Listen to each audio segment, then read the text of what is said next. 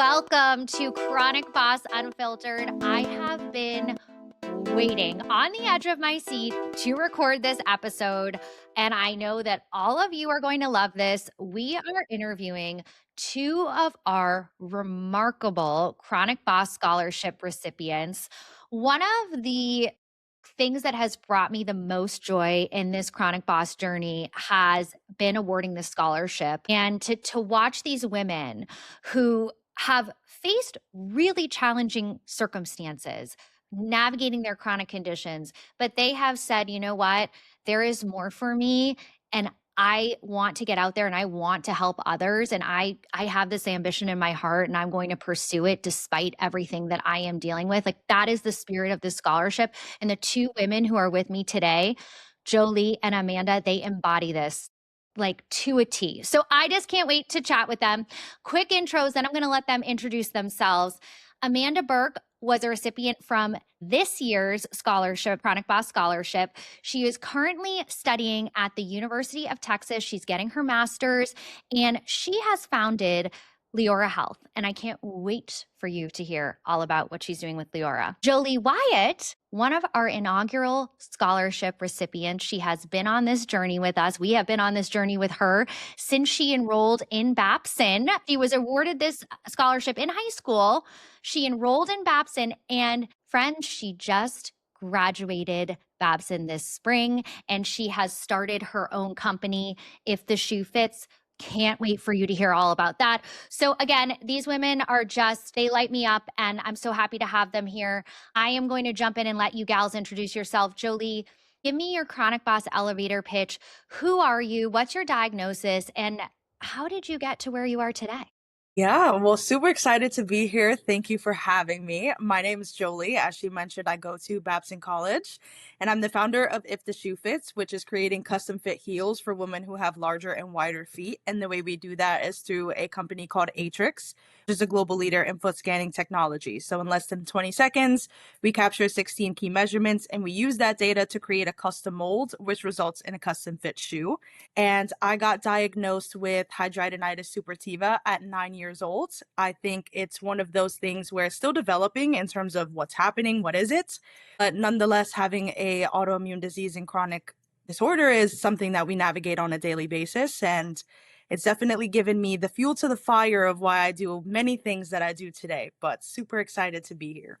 Thanks, Jolie. And Amanda, tell us your Chronic Boss elevator pitch. All right, and I'll try to keep it concise. I am a yapper. My spiel changes pretty much every day, but my name is Amanda. I'm so happy to be here. I am a chronic illness patient, advocate, student, and founder, and I'm going to break those down a little bit. As a patient, I've had Hashimoto's for pretty much my entire life. Both my sisters have it. And then my health kind of took a turn in high school. I developed severe neurological motor tics and depression, which landed me in treatment and saved my life. And then I went to college to study medicine and ended up falling in love with public health and health equity and social determinants of health, which brought me to my first job out of college, which was in healthcare communications, where I worked on disease awareness campaigns for biotech and pharma companies. And that kind of led me to advocacy work, which was at this job, I started to develop some brutal headaches that turned out to be migraines, ended up in a 4-month flare on medical leave, and entered into this diagnosis odyssey of what's wrong with me, what specialists can I see, what treatments are offered, being told my pain wasn't severe enough, sobbing at appointments, and managing it all while being incredibly sick. I learned that this story was far from unique when I started to talk to people, including my cousin who has autoimmune conditions and POTS, and I'll get into that later. And it's what led us to start Liora Health, which is a patient advocacy platform that matches women with chronic health conditions with a care advocate who supports them before, during, and after appointments. I will get into that more, and I also want to mention that I am in graduate school in Austin studying social work and public health. I just finished my first year and I have 2 more to go. Oh my gosh, you gals are doing a lot. You're doing it all at once. I want to hear a little bit more about how your chronic conditions are impacting you on a day-to-day basis while you are building. Being an entrepreneur is grueling. It's taxing. How do these chronic conditions impact you, and how are you holding space and taking care of yourself? And Amanda, I'll start with you this time. Awesome. Well, I mean, I've had autoimmune conditions and mental health conditions for as long as I can remember. And the most debilitating one, though, is more recent of chronic migraine disorder. Chronic migraines operate similarly to other chronic conditions, that it works in like a flare cycle where when I get one, it doesn't just last for a couple hours, it lasts for days, weeks, and in my case, it's been 4 months was the longest one I had. And it's terrifying. I think I just read a stat from the WHO that migraine is considered the sixth most debilitating disease in the world, and 1 in 5 women experience migraine. But chronic is a little extra flair to it. No pun intended on the flair comment. But that's how it impacts. I mean, it obviously impacts me. As you can tell, I'm a doer. I like to operate fast and quick and go. And I have been trying to figure out what my triggers are. It's not gluten. It's not gluten. That's not my trigger. It's stress. And so as a student, as an entrepreneur, as a friend to many and a sister, I want to do it all. And obviously I need to learn. I just need to learn time management skills, and I'm working on those. And I think we'll get into that later on, but it certainly impacts my mood. I think I talked about my mental health diagnoses, and that's a huge part of my story as well. I just listened to the episode with Lauren where she talked about how I actually didn't consider my mental health diagnoses as a chronic condition until listening to that episode. And that's a huge part of my story, and living with anxiety and working around waking up in the morning with nausea and figuring out how to plan ahead for how I'm going to get through the day and ride those waves of that flare cycle. Yeah, and I'm so glad you brought this up, Amanda, because I think it's worth sharing again. And for those of you who missed Lauren's episode, go back and listen to it. It's the one just before this. It's all about navigating being an entrepreneur with mental health conditions. And it really is important in my mind that we view mental health conditions as chronic conditions, because they are. And if we talk about mental health as health, and we talk about how mental health can be just as debilitating, sometimes if not more, than a physical condition. And so by framing them under the chronic condition umbrella, I really believe we're giving them the visibility and the depth that they deserve as conditions that really do show up and impact us day to day, because they're chronic, right? We experience, you can't snap your fingers and depression or anxiety or OCD or what have you is gone. It shows up every day. So thank you for bringing that up, Amanda. Jolie, how about for you? How does your, I'll say HS for short, because I'm never good at saying the full name. It's quite long. How does it impact you on your day-to-day? I think before we get into the day-to-day, I want to start with how the diagnosis had came up for me. I was 9 when it first happened. I had my first boil under my arm, and at the time I didn't know what was happening. It was just very, very painful. I think for HS specifically, there's still a lot of questions around like, what are the triggers? There are people who say it's food related. I've had experience with food relations just a little bit, but I do, similar to Amanda, do think it really comes down to stress. As I kind of like start to like log what really like flares me up and what kind of like gets me like angry in certain areas, it really does come down to a stressful day or event or an accumulation of stress that has brought me to that flare situation.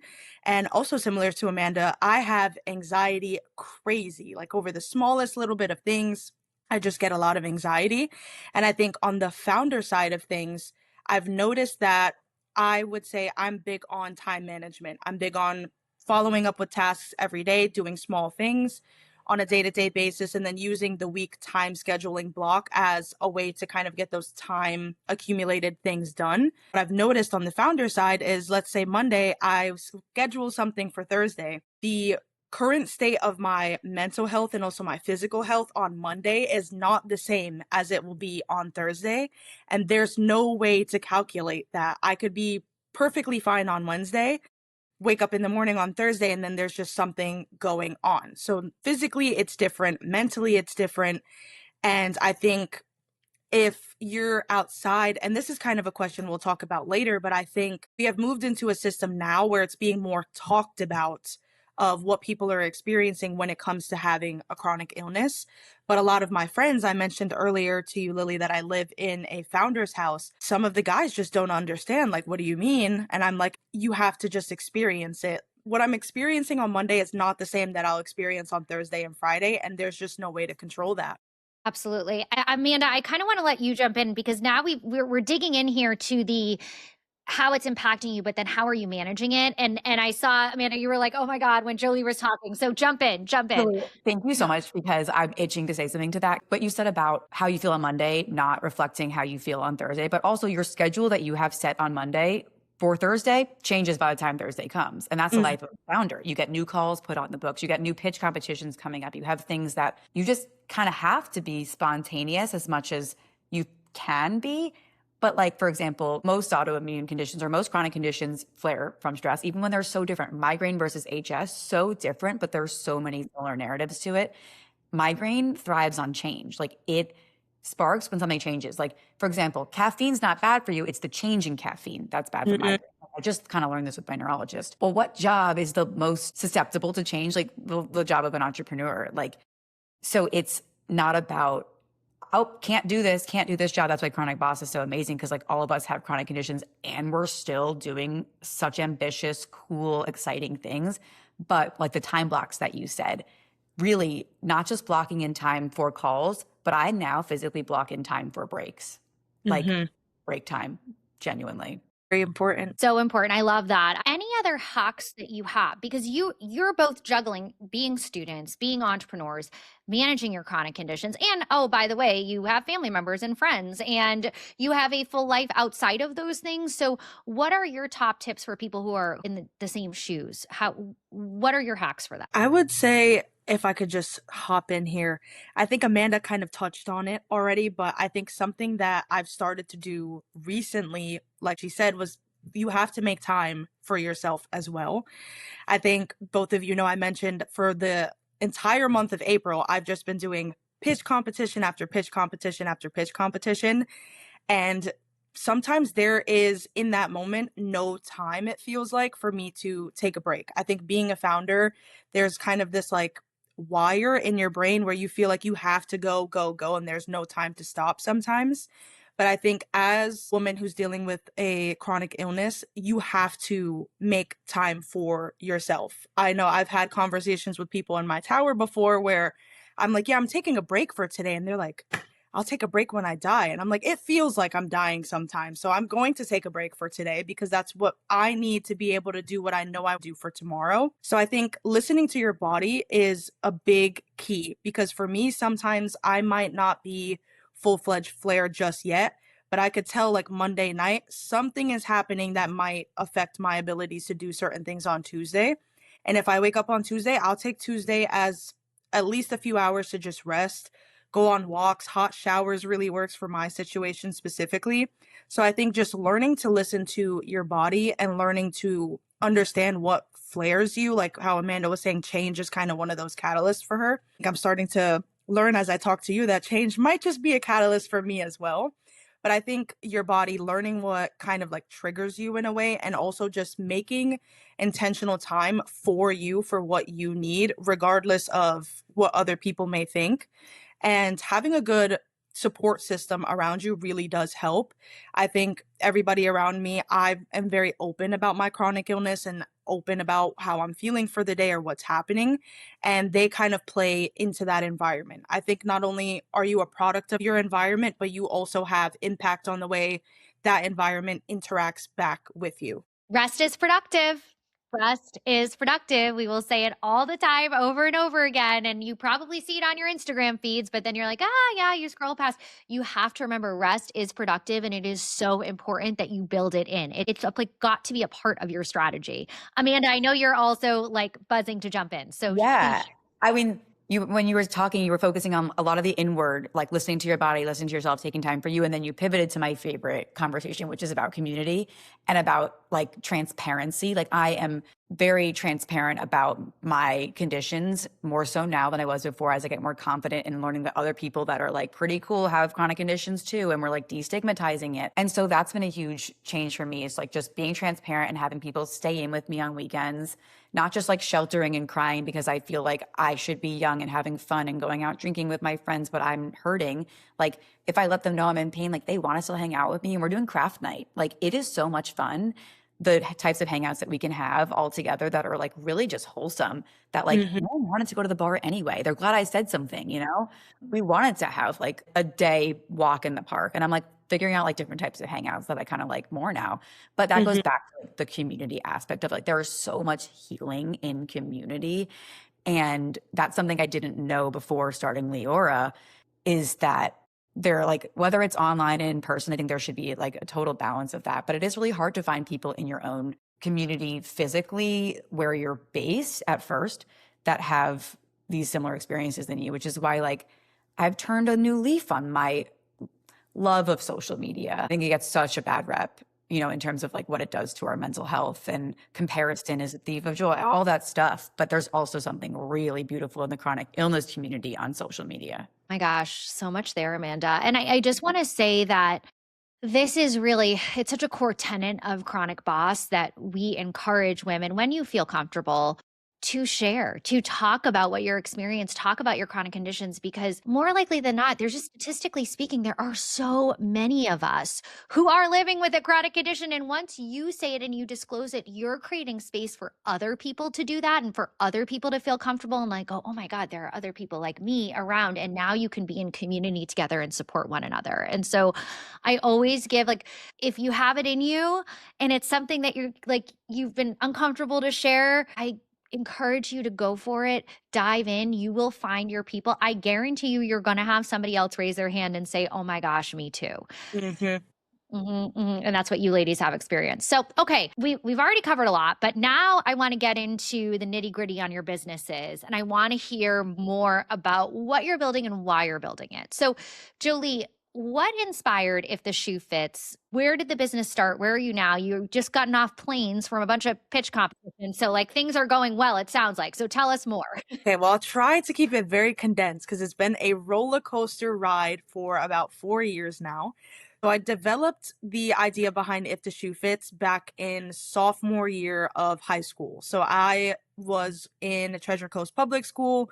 I had the awesome opportunity to join the International Business Academy and met one of my biggest mentors and influencers today, which is Margaret Chapa. Chapa, if you're watching, love you so much. And we had this project our sophomore year, actually it was our junior year. Junior year was all about creating a venture and learning how to use the fundamentals of business to make impact on that. So one thing we had every Wednesday, every year of the academy was this thing called business dress days. So you got graded as a part of your appearance. So I always had the top.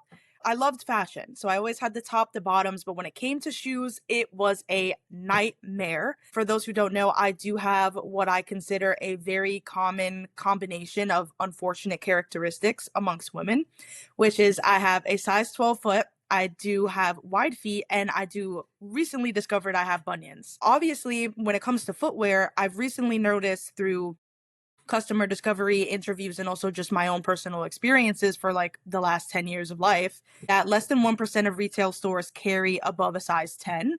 Or if they happen to carry those sizes, there's an issue with fit because shoes have been being built off the sizing system that was created back all the way in 1880.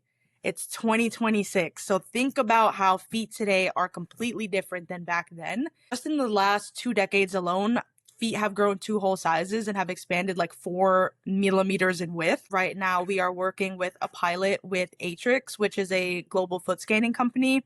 We're in the works of using their Size Right app, which just allows you to take pictures of your feet at home.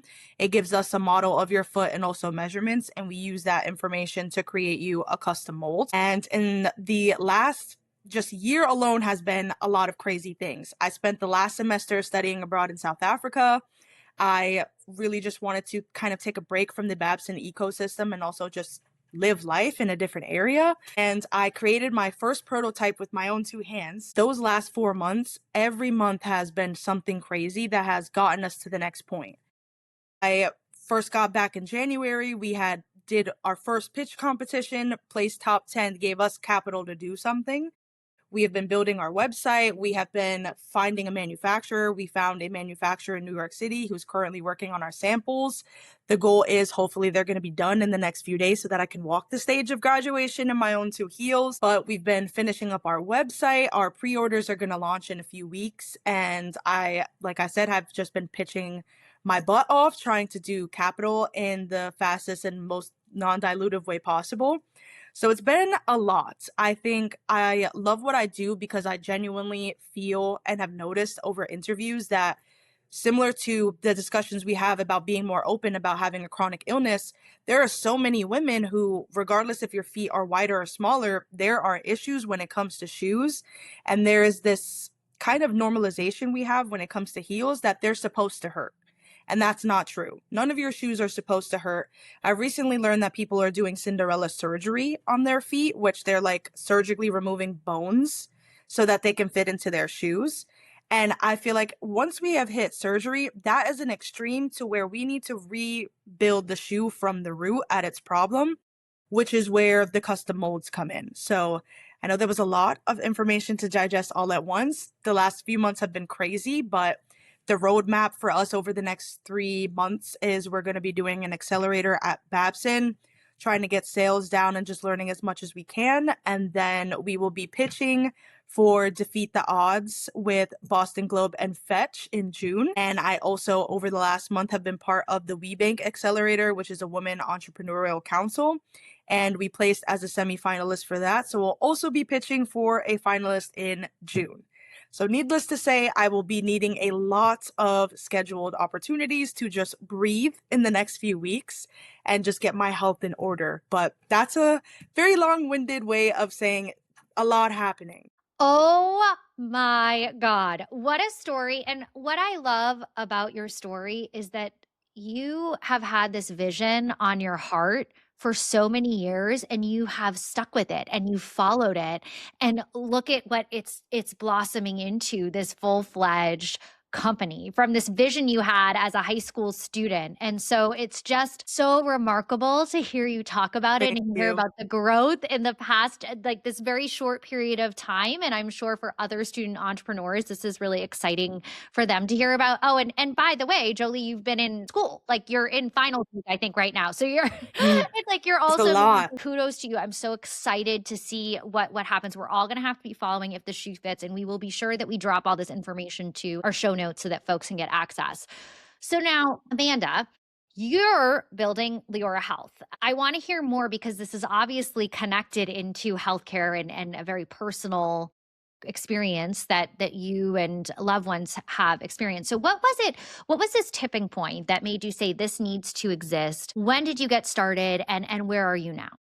Yeah, so we are definitely much younger than when the shoe fits. We are under a year old at this point. We kind of launched around August of 2025, I guess it was. We're actually gearing up for this summer to join an accelerator at Harvard Business School. To my co-founder Courtney is going to be going full time in working on this while she's still in business school. But as I mentioned earlier, so the idea came from my personal health journey and us talking to women who have a myriad of other chronic health conditions that experience the exact same dismissal, overwhelm, exhaustion.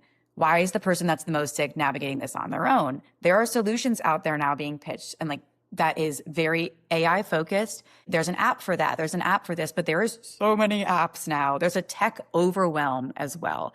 And we recognize there's also a lot of language right now about self-advocacy, which is incredibly, incredibly important.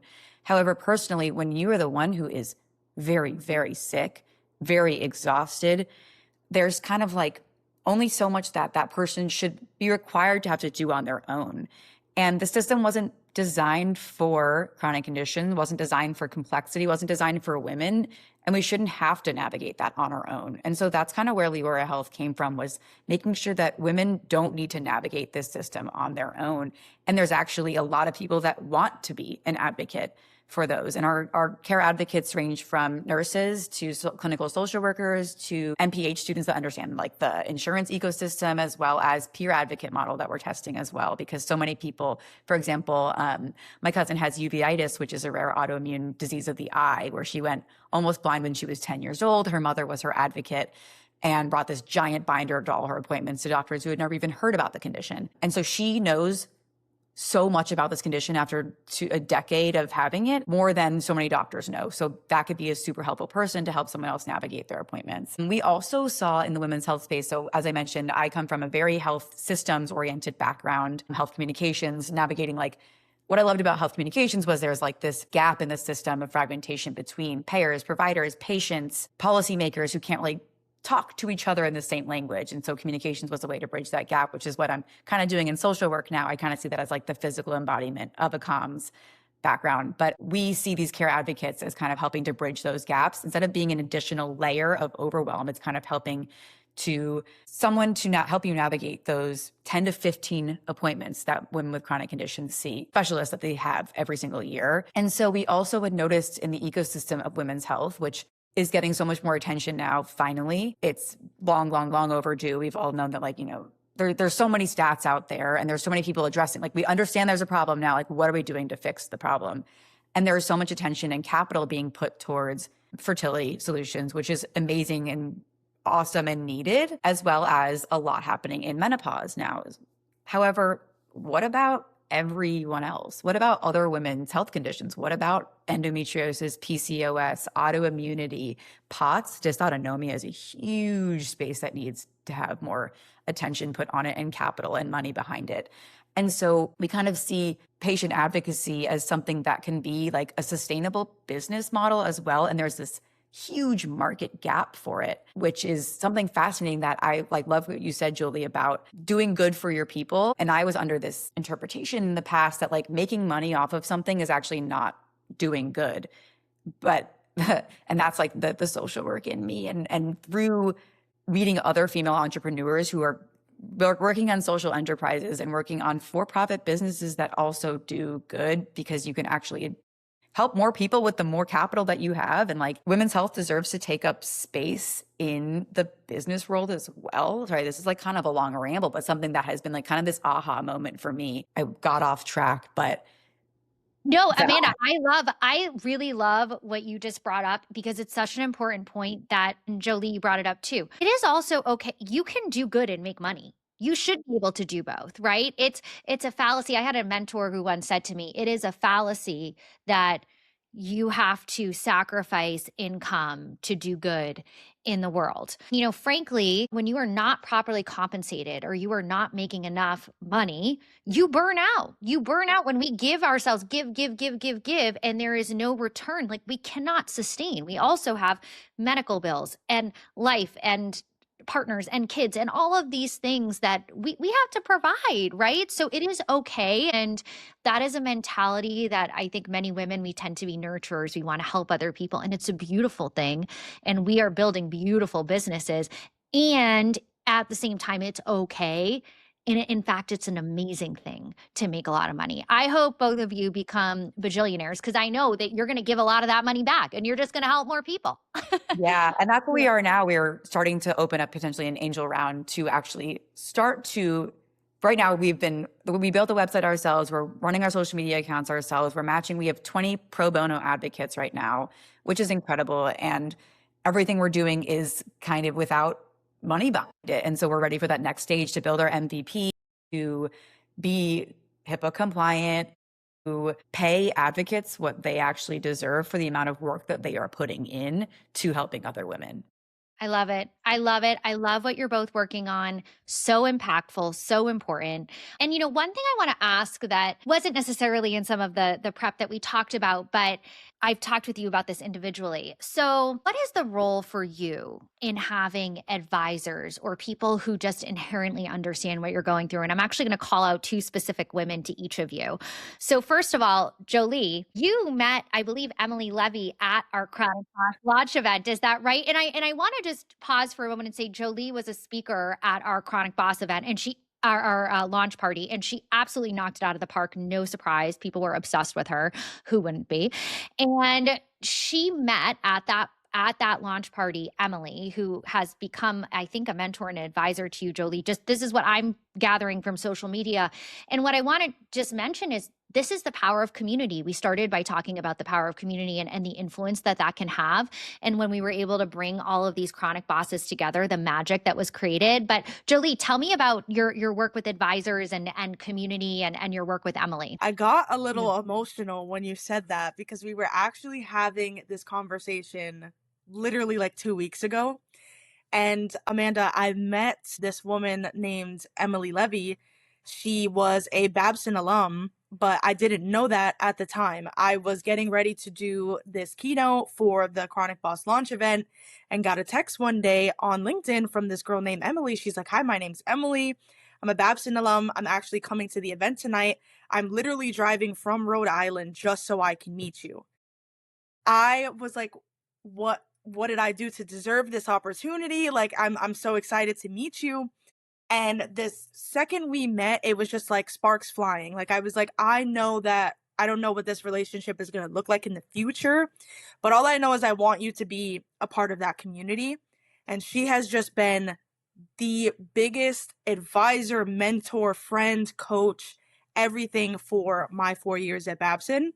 And our relationship has really started to develop over time. I think in first 2 years, Emily was really like a support system for me. She was always one of my biggest like supporters. She was always pushing me to do new things. She would send me opportunities on LinkedIn. We would have little calls and chats when she would come to Babson. And I was really just grateful to have someone in my corner who was also a female chronic boss, so understand certain things that I'm going through on a different level. I think even still to this day, we do this thing where we can't always call every week, but we'll WhatsApp message each other every single day and we'll just respond as we go. I still remember this one analogy she used like 2 weeks ago. I use it to my friends all the times now, but she was basically saying that, like, yes, you're stressed. Tell the part of you that is stressed, because there's a part of you that still wants to do work. Leverage that part of you. This part of you that's sad needs to go sit under a tree and let them relax for a little bit. And I think she's really taught me on the side of being a person and then being a founder, having lived those experiences herself.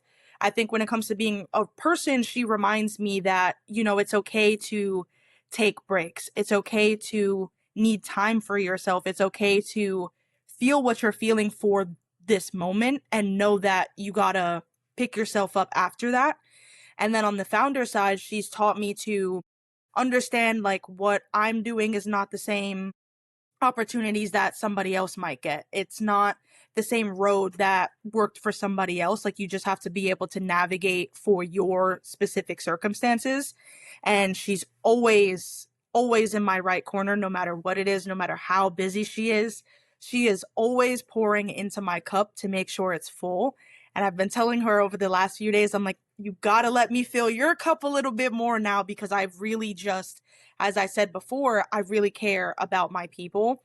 And there was nothing that she had to do that. She wanted to meet me. She wanted to be a part of that community. And she has truly been one of my, I'm gonna like get emotional thinking about it. Like, I am just so grateful to have met Emily, and I wouldn't have met Emily without this organization. And I think, Lily, I really love that. Oh, I love that. I love hearing that. It makes my heart so happy to see those chronic boss connections coming together. And Amanda, you've had your own version of this recently. I believe you met Alex Wildeson at South by Southwest, and Alex, who was on our podcast, one of our first guests, she is fabulous. She's the host of Calling in Sick Pod, and she's building that entire brand. She has an incredible background as a businesswoman and entrepreneur. So Amanda, who just signed her on as an advisor, tell me a little bit more about what that relationship has looked like.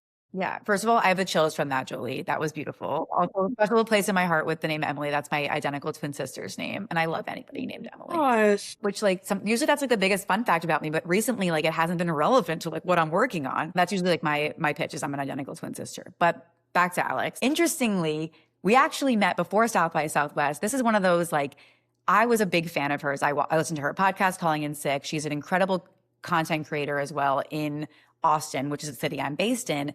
And she came across my profile on my Liora Instagram, which has like 250 followers, which is actually how we found all of our advisors, through Instagram, interestingly. It's all about engagement and quality over quantity is what I'm learning. So anyway, a friend told me, just DM her. I'm like, I'm not going to just DM her. She's not going to answer me. And, you know, fast forward, I DM'd her. She responded. We got together. We instantly clicked. Didn't have any ulterior motives. We were just connecting for two chronically ill entrepreneurial women in Austin. No ulterior motive of like, I need her to join my advisory board. And like, from that initial conversation, it was a FaceTime. It was so fun and casual. We just clicked. And she was like, do you have a board? And that's eventually like when it all happened. And then we actually went to South by Southwest together in Austin. We went to panels together. I'll go to coffee shops. And it's so great to have someone I mean, the business that we're building is virtual, and it's like my co-founder's in Boston. So I'm on the computer and on my phone all the time. So to have a physical mentor in the same city as me that we can sit across from each other. And also, like, when you're with someone in person, you don't just talk about business, you talk about life. She's such a great role model in terms of she has the most loving husband that she is so, like, if you listen to her podcast, his name is Cooper. She calls him Saint Coop. He's incredible. When I came over to their house for like a little co-working session, he made us like guacamole, for like chips and guac. It was the best. And he is her biggest like support person who comes to appointments with her.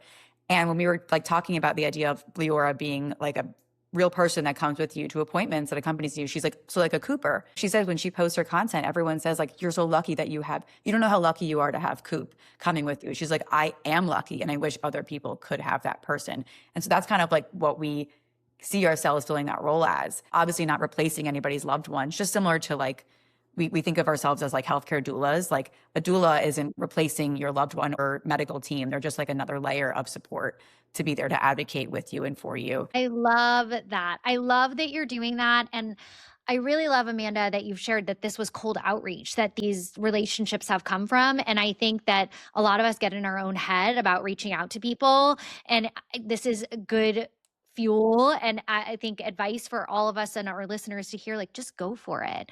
Be authentic in your outreach, but go for it. And then it's a two-way street, right? How can you support one another? So you both have done a beautiful job talking about those relationships. So thank you for sharing. I want to transition now to talk a little bit about the Chronic Boss Scholarship and your experience with it. I realized I didn't even say at the top of the episode exactly what it is, but we do award every year scholarships to incredible women like you, women who are navigating chronic conditions, who have an entrepreneurial spirit. So that could be that if they're in high school, they've started a club or they've started a nonprofit or they've started a company, all the way from high school up to, the folks in grad school. We've been running it for 4 years now. We have awarded $36,000 in scholarships to women with chronic conditions. And so it's been a really rewarding, probably the most rewarding part of running Chronic Boss for me.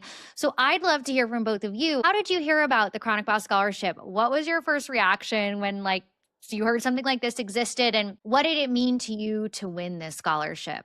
So I'd love to, Amanda, I'll start with you this time. Okay, well, I guess the theme of my episode has been social media. I heard about it through social media, and I was shocked by how like niche and exactly fitting it was, because it was like, do you have a chronic condition?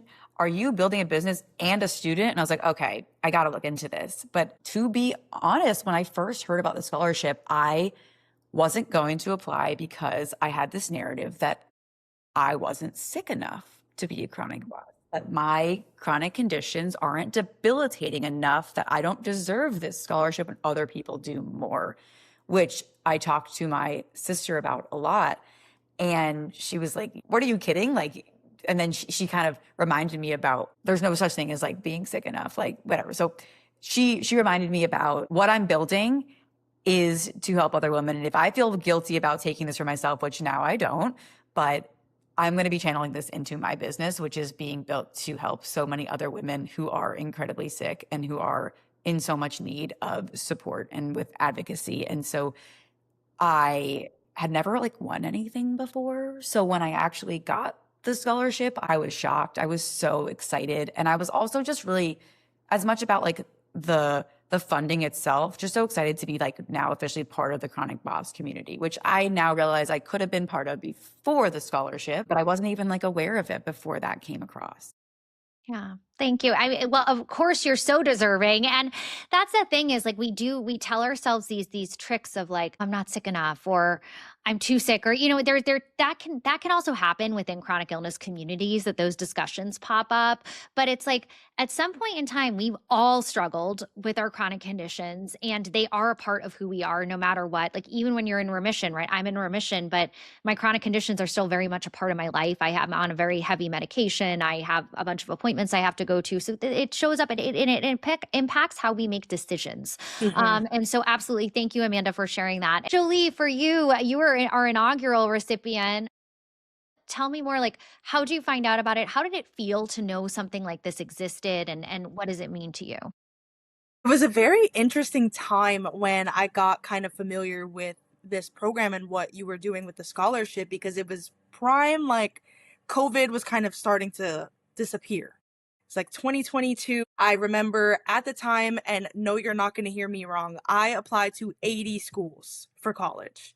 My entire senior year in high school was focused on applying to schools, applying to scholarships to be able to fund your education. And I remember I applied to all of these schools, and my teacher was really big on go find scholarships, go find scholarships.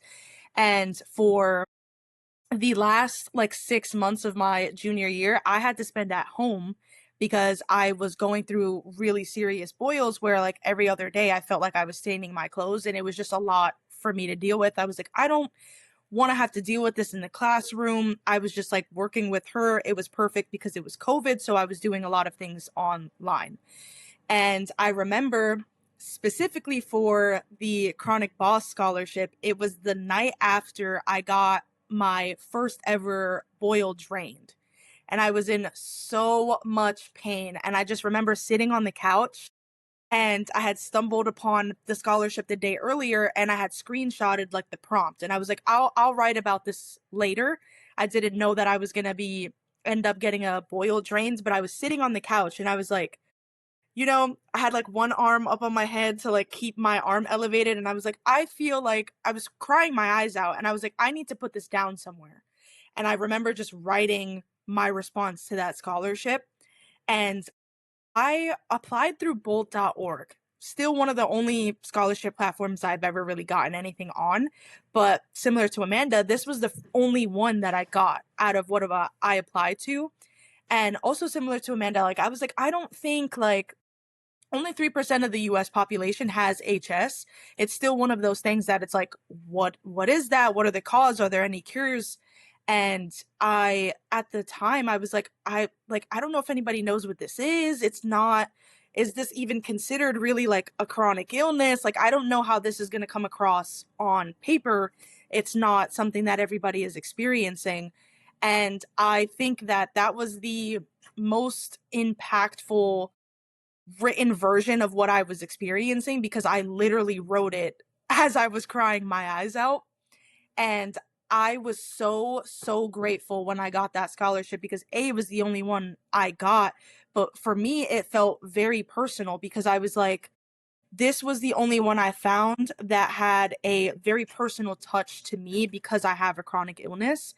And I felt not only very seen as someone who was pioneering, who was doing a lot while in high school, trying to pursue my education while having a chronic illness, but I was very, very happy at the time because I mentioned this earlier, but during that time with it just being like 2022 and post COVID, no one was talking about it. Like talking about your chronic illness was not a normalized thing. Talking about having HS was a very like closed door conversation in my community, in my households. Like I wore jackets my entire high school experience because I didn't want to have that conversation with anybody.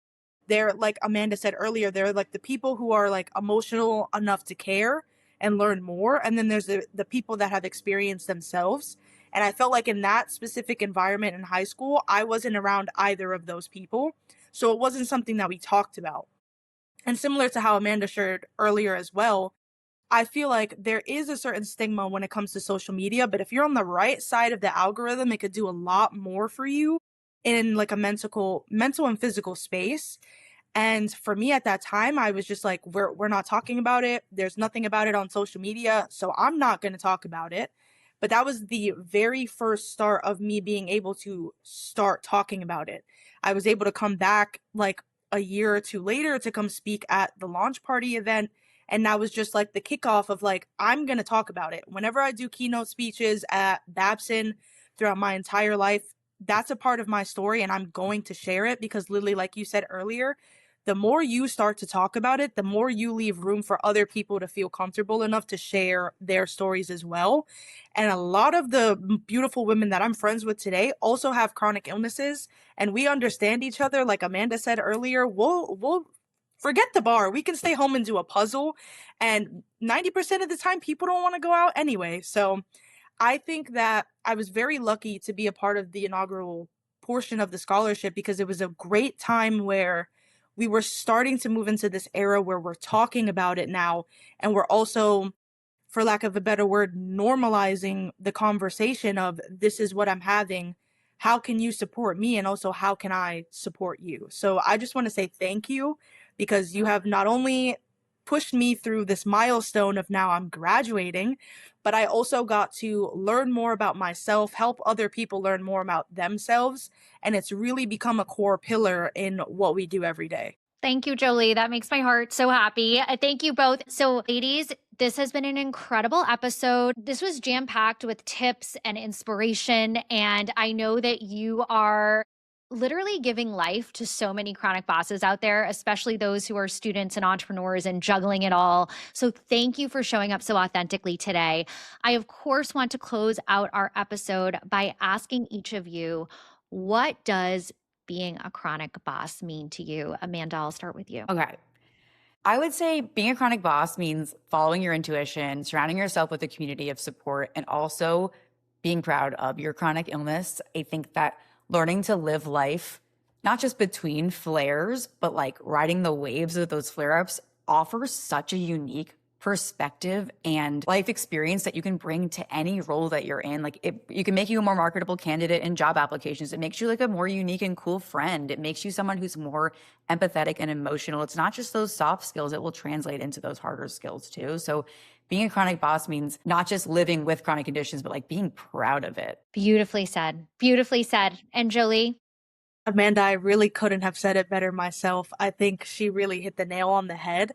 I think chronic boss to me means like wearing your chronic illness on your sleeve. Like the same way that we move through life emotionally and the same way that we move through life with kind of wearing our heart on your sleeve, like wear your chronic illness on your sleeve. I think I mentioned earlier, like for a long time, I felt like I couldn't talk about it and that I felt like I had to be an outlier in life. You're not different because you have this chronic illness going. There's nothing that makes you weird in a sense. I felt like for a long time I felt weird. You should be proud of it.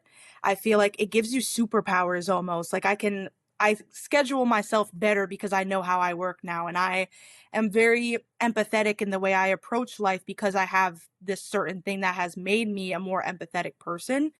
And I think, kind of like Amanda said, like you really just get these kind of superpowers with having a chronic illness, and you should talk about it more and just be more open about it. So I think that you miss 100% of the shots you don't take. Don't let your chronic illness be the reason that you don't meet your next advisory board on Instagram or take a break from a long journey that you've had. So being a chronic boss, or as me and my friends like to call it, chronic divas, just means like be who you are, girl, with pride. Chronic divas. I love it. And I love the superpower. That is what we are all about, that chronic conditions give you it is the superpower in your business and in your work and in your careers. And you ladies are the perfect example of that. Thank you so much for being here with us today. I encourage all of you listening to please go follow these amazing women. We will have all of their info in our show notes.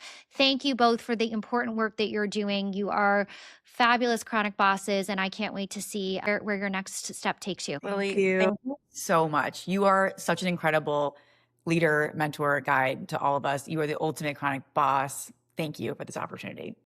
The chronic boss. And Amanda, it has been so awesome to be able to meet you today. I think one of the best things that comes out of this is you get to meet other chronic divas. And I'm really excited for what's in store for you. And I just want you to know, if there's anything that I can ever support you with, I'm only a phone call away. So you just let me know. Ditto. I love community. So you'll see me around. You'll see me. And that's a wrap on this episode of Chronic Boss Unfiltered. But there are so many other ways we can stay connected. Head to chronicboss.com to access free resources, explore our membership, and join the community. You'll find all the links you need in the episode notes below. If this episode spoke to you, send it to a friend who gets it. Leave us a review or hit that follow button so you never miss a moment. Thank you for spending this time with us. Cheers to you, your health, and your wealth. See you next time.